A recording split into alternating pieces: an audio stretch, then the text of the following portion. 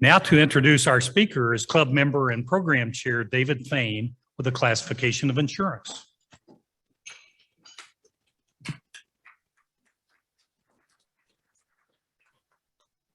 Far too kind. I certainly don't get applause at home, so it's nice to receive one here. The topic of homelessness is front and center here in Seattle and throughout our region. But what drives the prevalence of homelessness in any given city? Are conventional beliefs about mental illness, drug use, poverty, weather, generosity of public assistance, and low-income mobility responsible? Interestingly, none of these explain why, for example, rates are so much higher in Seattle than they are in Chicago. Using accessible statistics, our speaker today, Gregg Colburn, and his researchers set out to answer and study these questions. Currently, Gregg is an assistant professor of real estate at the University of Washington's College of Built Environments. His research on housing and homelessness has been published in journals such as Urban Studies, Housing Studies, Urban Affairs Review, and Housing Policy Debate. Gregg holds a PhD and an MSW from the University of Minnesota and an MBA from Northwestern University. Go Cats. Gregg is also a member of the Bill and Melinda Gates Foundation's Family Housing Evaluation Committee and also co-chairs the University of Washington's Homeless Research Initiative. His new book, Homelessness is a Housing Problem, will be available early next year. Please welcome Gregg Colburn.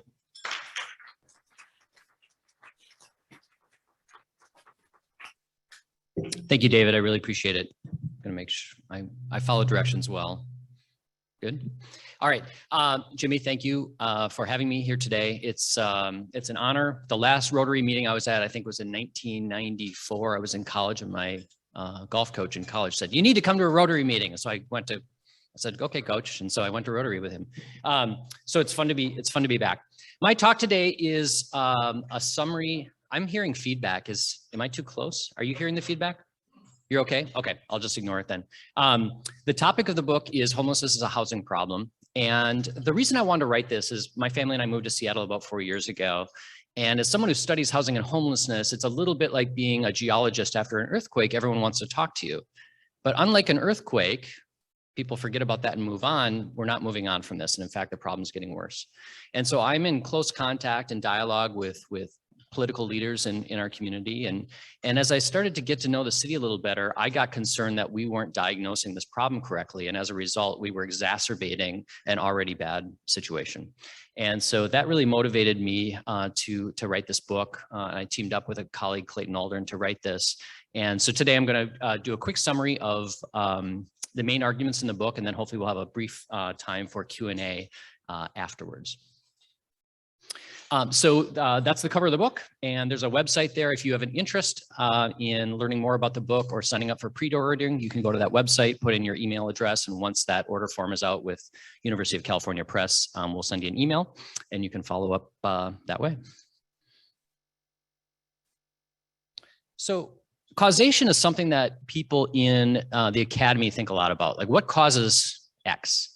Right. And so we spend a lot of time studying those things. And so in the physical sciences, sometimes that's pretty easy. Like if I drop a pencil, what causes that? We would say gravity, right? That's pretty easy. When we ask a question like what causes homelessness, somebody say, oh boy, right? And I've interviewed a lot of people experiencing homelessness. I can tell you every story is unique. Every story is tragic. And so for me to sit in my ivory tower at the University of Washington and say, this is what's going on, that would be imprudent and probably irresponsible. Okay, and so we have a really, really complex problem that we have not properly diagnosed, in my opinion, and as a result, this keeps getting worse and worse. So the point in time estimate is how we count homelessness in each jurisdiction around the country. Our jurisdiction is Seattle-King County. It covers the city and the county. And so 2019 was the last time we did this because of COVID last year. We didn't do the census. But part of that, we'll do a survey and ask people, why are you homeless? Right. And so we'll see answers like this. And this has appeared in the Seattle Times: job loss, addiction, da, da, da, da, da. And when I read this, I always cringe a little bit, because what we're asking people is, why are you now experiencing homelessness? And they'll say, well, I got in a fight with my roommate. He or she kicked me out and now I'm homeless. Or I got divorced, right? And my spouse kicked me out and now I'm homeless. And when I read that, I always say, if divorce were a cause of homelessness, shouldn't we have a lot more homelessness in this country? What, 50% of marriages end in divorce, right? I don't believe, and who am I to tell someone that's not the reason, but I really don't believe that's the reason that they are experiencing homelessness. I prefer to call that a precipitating event, Okay. They are living on the margins such that one event, an argument, addiction, whatever the case may lead to homelessness, but I don't believe that that is the root cause. And as a result, I think as a community, we're focusing on precipitating events and treating precipitating events as opposed to getting to the underlying cause. And I think as long as we focus on these precipitating events, we will fail. We are failing and we will continue to fail, in my opinion. So an analogy I like to use to think about causation and homelessness is the game of musical chairs, which you may have played as a child or your children played. Shoot. There we go. So imagine 10 people in a circle, 10 chairs, right? We turn the music on, the leader pulls one chair out. We now have 10 people and 9 chairs. As soon as the music stops, everyone scrambles to find a chair, and by definition, someone's left without a chair. In this case, Mike has a bad ankle. He's on crutches and therefore loses the game, right? Because Mike is he's not very agile, mobile, and as a result loses the game. And so if we said what caused Mike to lose the game, what would we say? His ankle injury, right? And that would be a reasonable answer. Under the terms and conditions of that game, it is likely that Mike's ankle injury caused him to be homeless. Do ankle injuries cause chairlessness? No, right? It's that we had a game set up where someone was going to be without a chair. And that vulnerability that Mike had then identified him as the person most likely to be without. Okay. The root cause of his chairlessness was the fact that we didn't have enough chairs. If we had 10 chairs, Mike would have found a chair. It may have taken longer as he hobbled over in his crutches, but he would have found a chair. Okay. I feel like that's what's going on now in Seattle and in many cities on our coast where we've got a homelessness problem, where we focus on Mike's ankle injury rather than on the very root cause, which is we don't have enough chairs or we don't have enough houses. We know from research, and a lot of research has been done, that mental illness, poverty, and addiction absolutely increase the risk of someone experiencing homelessness. There is no doubt about that. Okay. But we also know that those conditions produce homelessness in some places like Seattle and not in other places like Detroit. So what's going on? So the central question of the book is, why do rates, and when I say rates of homelessness, I mean per capita rates. We're not looking at absolute numbers here because cities are different sizes. Why do per capita rates of homelessness vary so widely around the United States, and what drives that variation? Okay, Seattle is 5 times the rate of Chicago. That surprises a lot of people. And so when we think about vulnerabilities, and we know that these individual vulnerabilities produce homelessness, does Seattle have a big problem because we have more people with those individual vulnerabilities? Drug use, mental illness, poverty, et cetera. Okay, that's a plausible explanation. Let's test it, and that's what we do in the book. Okay, so this is a book about cities, not about people. There's lots of good research on individual people. That research should continue. That's not what this is about. We're trying to understand what's different about Seattle than Chicago, than Detroit, than Phoenix, et cetera. Okay, and our thesis, to cut to the chase here, is that tight housing markets where housing is expensive and where it's not very available, as measured by vacancy rates, if you give me those 2 numbers, I can give you a pretty darn good estimate of rates of homelessness. Okay, and these other conventional risk factors, individual risk factors, have almost no correlation to rates of homelessness. And I'll run through a few of the examples here quickly. So the individual vulnerabilities, like Mike's ankle injury, is a sorting mechanism. It identifies who's going to be homeless within a community. It doesn't suggest why Seattle has more than another city. So this is going to be small on the screen, but what this shows is that there's very big variation in homelessness around the country. And the reason we have it broken out by cities and counties is the way that we count is we have a jurisdictional unit called a continuum of care. Each area of the country is covered by a continuum of care. And each location can determine its geographic boundaries. In Seattle, we have the Seattle-King County Continuum of Care. So we have a county-based COC.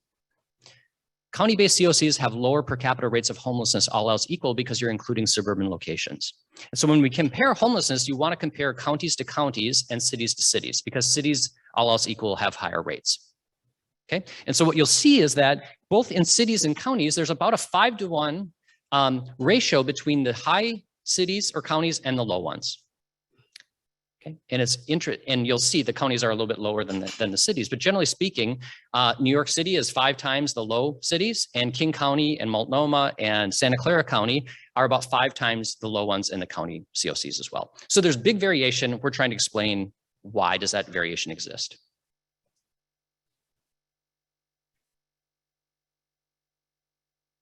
So I'm gonna go through some of these conventional explanations quickly here, and then cut to the chase, and then we'll have some Q&A.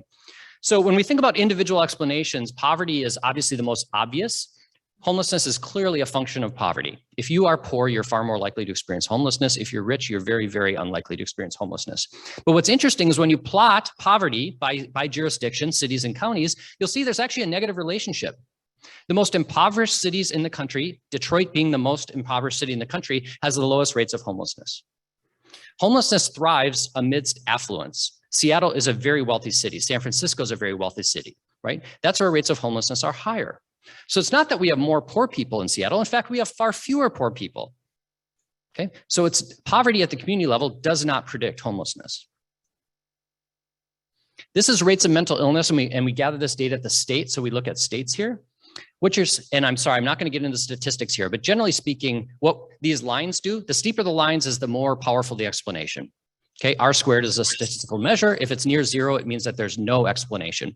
This is mental illness. What you can see is this is all the rates of mental illness state by state over the last 12 years compared to the rates of homelessness, and there is no relationship.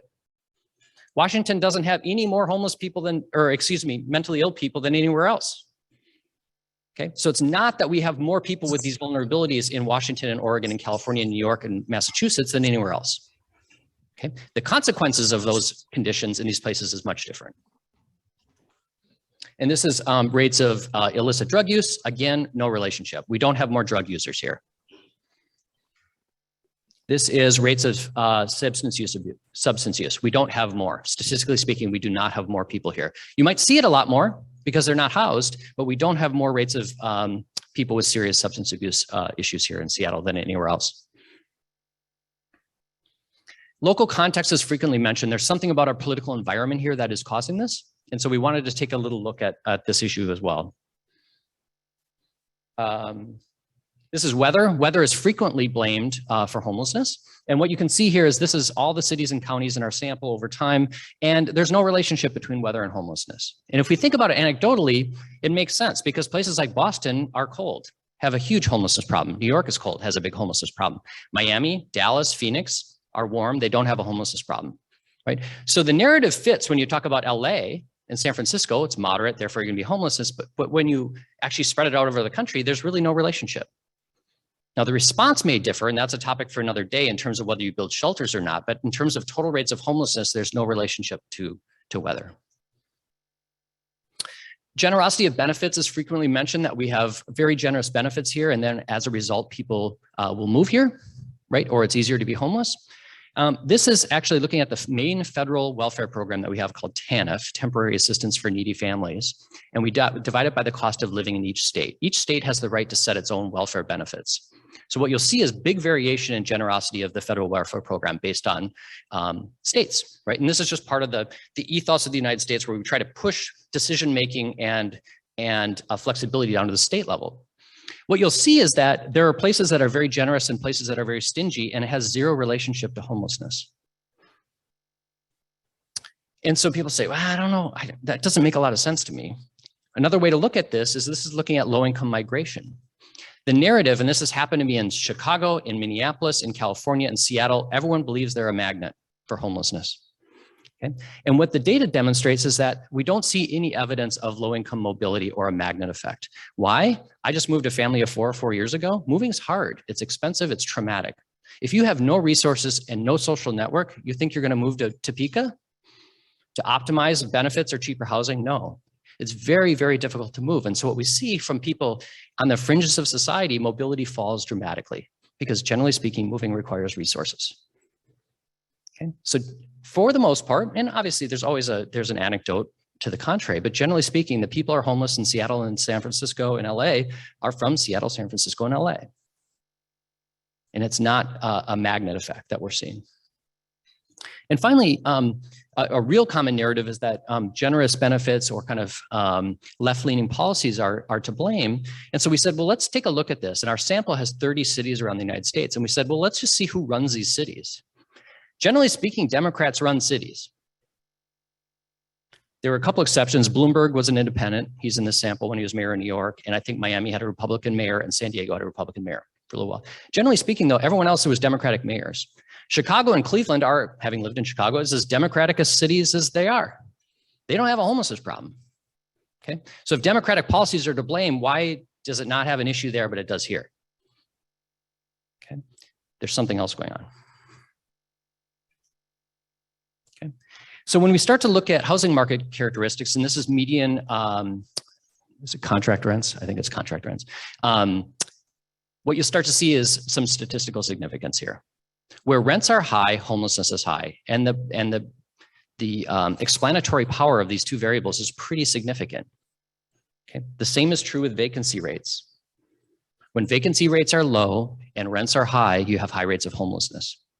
Now, those two variables are related. I'm not suggesting that vacancy rates and rents are independent. They're related, right? Low vacancies lead to high rents. All I'm doing is saying when you put those two together, if you give me those two statistics for a city, I can give you a pretty good estimate of what homelessness is going to be.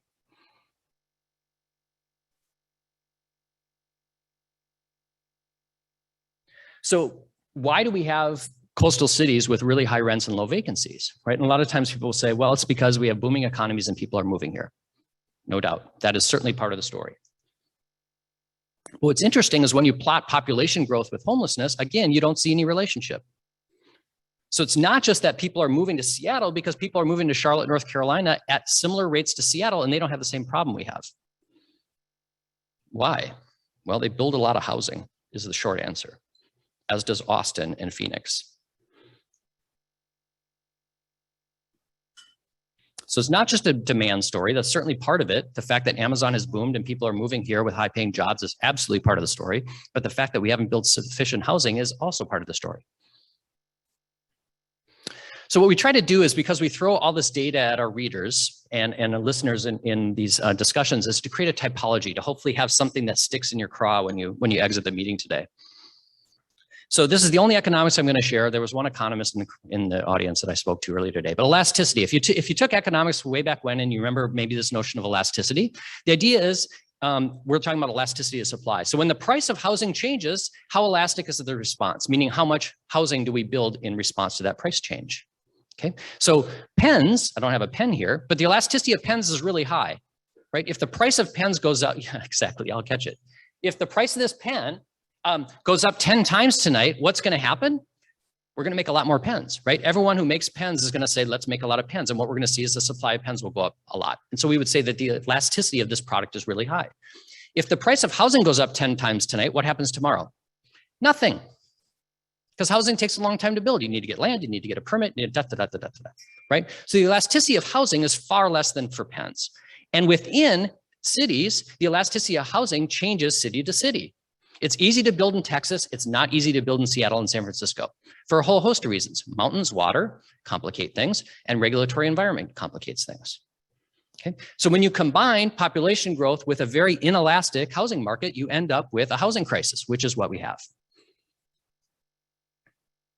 And so when you plot population growth and housing elasticity, one is sort of the neutral point on elasticity. Numbers higher than 1 would suggest that you have elastic housing supply, meaning when prices go up, you build a lot of housing. Elasticities below 1 would suggest that you have an inelastic market. And so the quadrant to the lower right, which includes Boston and Seattle, is the perfect storm for a housing crisis, which is you've got high population growth and very, very low housing supply elasticity. Okay. It also explains why the quadrant on the left, which is the Rust Belt, doesn't have a problem with housing and homelessness. Why? Because people are leaving. And housing's durable. And so if people leave, you got plenty of housing. They're actually tearing down housing in Detroit. Okay, so homelessness is not a crisis in the Rust Belt, which is the most impoverished place. And if you've been to Detroit recently, it's kind of a depressing place. But homelessness, they've got a lot of issues. Homelessness is not one of them. So there's a couple ways to get to low homelessness. One is you have industrial decline, and no mayor in the country would aspire to that. So I don't expect Seattle to pursue that as a strategy. The other one is you build a whole bunch of housing in response, which is what the Sun Belt has done. If you look at the housing production in Charlotte, it's unbelievable, right? People keep moving there and they just keep building a whole bunch of housing. And as a result, their vacancy rates are pretty high and rents have stayed more moderate. That's not the case in San Francisco. We're actually a star performer compared to San Francisco. San Francisco is impossible to build, right? Which is why their crisis is even worse than ours. Now, if they had a 10-year head start on us in terms of a tech boom, 10 or 15 years. So we could be there in 10 or 15 years unless we change course. So what do we do? There is some good news here in the sense that we have one shining example in homelessness in this country, which is veterans homelessness, which when veterans came back from Afghanistan, the federal government said, we don't want a repeat of the Vietnam situation, which was largely men came back from Vietnam and were ignored. And we had a generation of people who had a real tough go. And given PTSD and other issues, they said, let's make sure that we don't have veterans who serve the country be homeless. And what's happened in the last 10 years? We've cut veterans homelessness by 50%. And how do we do it? Gave them housing. We know that housing works. We've demonstrated it with veterans homelessness. The question is, will we expand that to a broader population? And that's a political question and one of values, ideologies, et cetera, and resource allocation. But we know it works. So what do we need? We need two types of investments. One is we need continuing operating investments, which is where we focus our money now, which is we need to provide services and shelters and all this kind of stuff. What we haven't done is provide capital investments, which is we need a whole lot more housing units and affordable housing units. And operating investments without the housing units will serve that population, which is, I firmly believe we need to do that.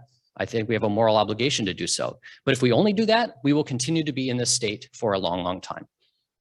New York has spent billions of dollars on a shelter system since the 80s, and they have the largest homeless population in the country. There's a shelter, not unsheltered like Seattle, but they spend hundreds of millions of dollars warehousing people year after year after year, and there's nowhere for them to go. So these operating investments are, I think, important, but they are insufficient. And I'm going to be running short of time, but there are some numbers here. Generally speaking, we don't spend a lot of money at the federal level on housing. These are just some numbers in terms of what we spend. We actually, up until the Trump tax breaks, spent more money for people like you and me on our home mortgage interest tax deduction than we did on low-income housing policy, which isn't, something for us to consider. I think someone's folder just popped up.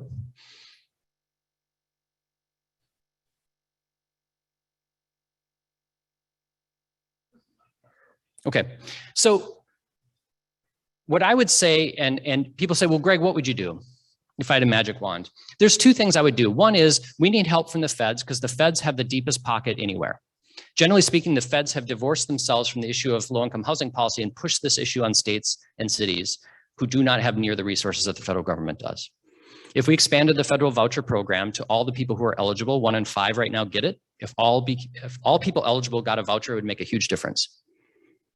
It would really help in places like Cleveland and Detroit where there's housing units. The problem here is we need more units. So if we could pair federal support through the voucher program with a local commitment to greater production of housing such that people who get those vouchers have a place to use them, I believe that we can make a huge, huge dent in this problem. But that's a big ask. Housing is expensive. We need to find land. We need to have more dense housing. And that's not easy. And there's a reason we haven't done this is because it is very difficult politically to do. And so that's really the issue that we have confronting our region over the next, well, for potentially a long time, but certainly in the next 5 to 10 years. What are we going to do in terms of the gross undersupply of housing? The Puget Sound Regional Council said that we need about 500,000 units over the next 50 years. It's a lot. And so when we start thinking about, oh, here's 1,000 units, that's great. I'm excited, but we need many, many thousands of units. And so the question is, will we respond to that need or not? And that's an open question. So I'm going to wrap up here and just say, there is an array of good news here in terms of veterans homelessness, but this is a structural problem. And the only way to deal with a structural problem is with structural solutions. And housing, the development of housing is a structural response to a structural problem that I believe based on my work is what is needed. Thanks for your time and attention. Appreciate it.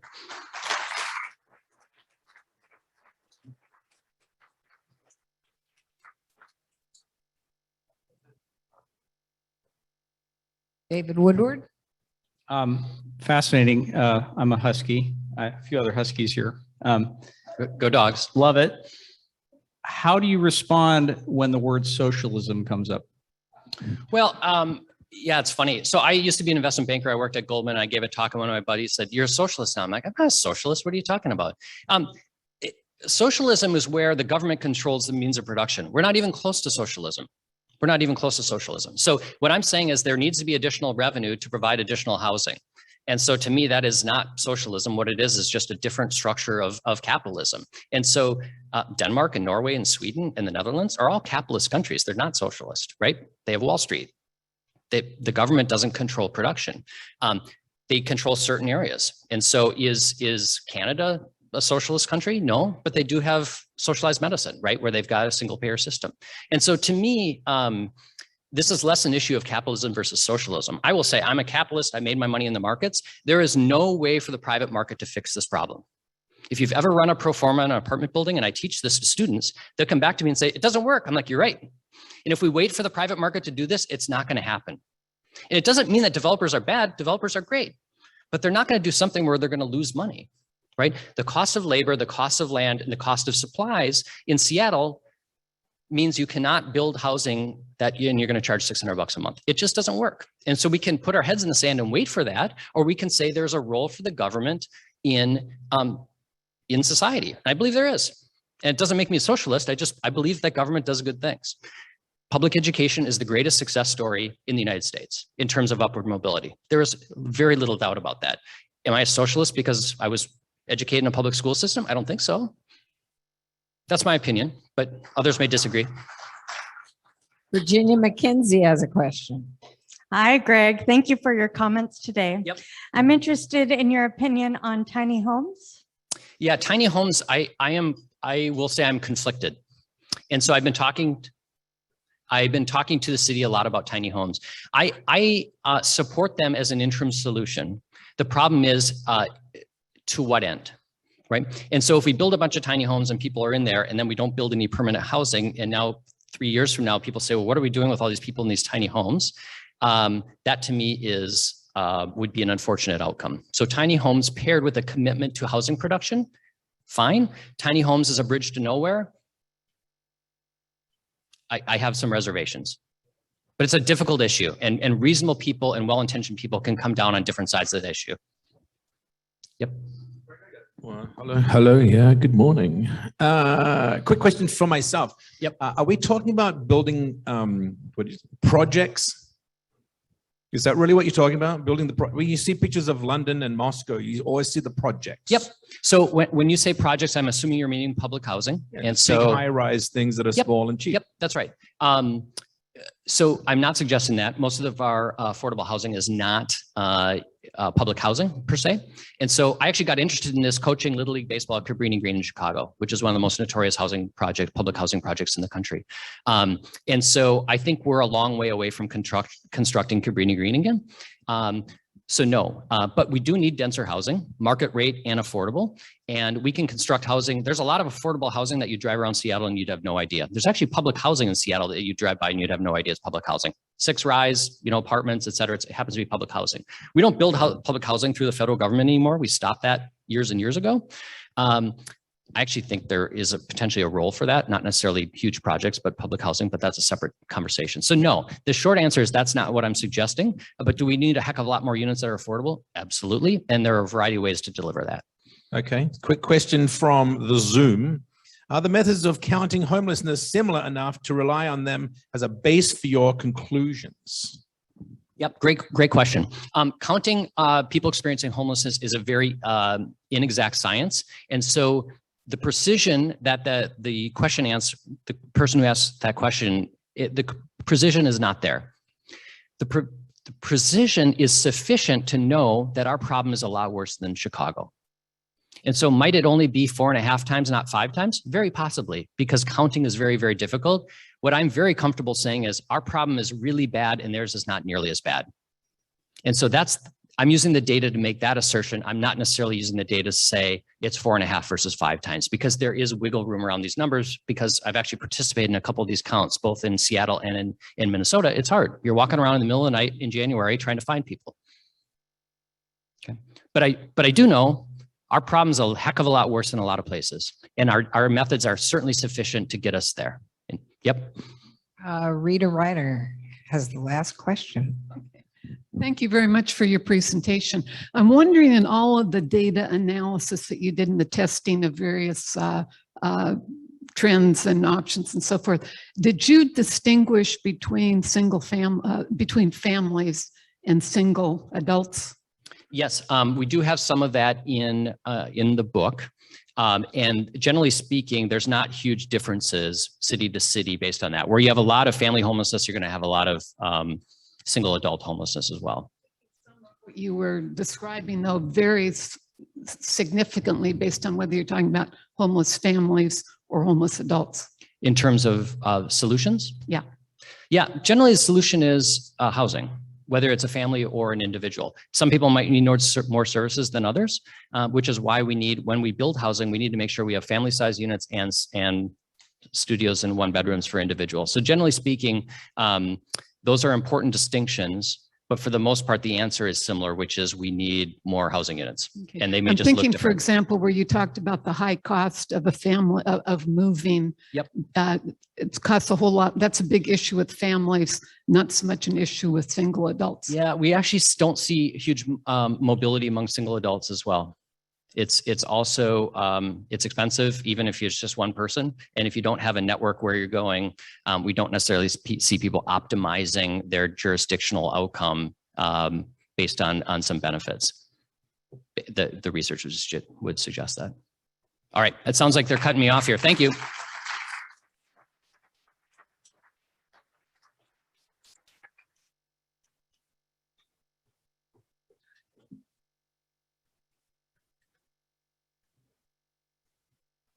Thanks very much, Greg, for sharing your remarkable story and your experience. And I'd venture a guess that this might be the first time some of us have thought about that perspective. My nugget of wisdom from this presentation is the need to increase housing supply in tandem with other factors in order to begin to reduce homelessness.